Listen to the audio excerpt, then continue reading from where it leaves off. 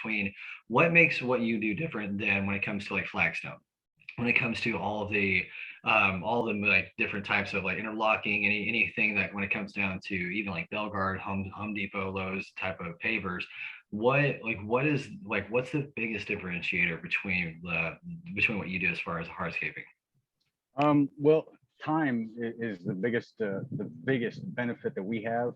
Hmm. I'll give you a perfect example. You've worked with Belgard products before. If you're doing a 100-foot walkway, 4 foot wide with Belgard products, how long is it going to take you to do it?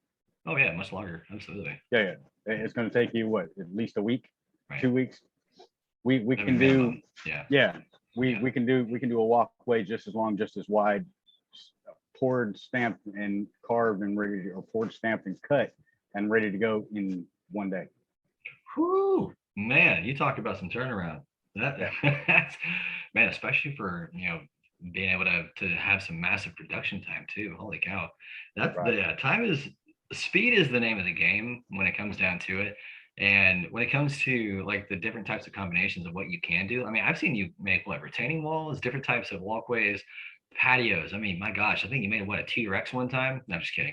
But like, what is the craziest thing that a customer had you make? We're actually in talks right now. Like I had mentioned before the interview, there's a customer that has some existing plastic arbors over a couple of different walkways. We're going to take those out, and I've explained the process to them, and they're absolutely in love with it.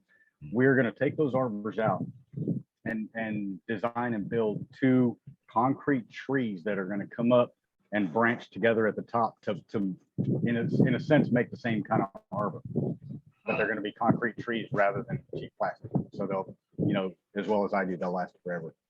I definitely got to see that after it's done. Like that's going to be really cool to see. Are you going to paint them Absolutely. too, or is it going to be like just embedded like like coloring the concrete, or like what like how does that even work?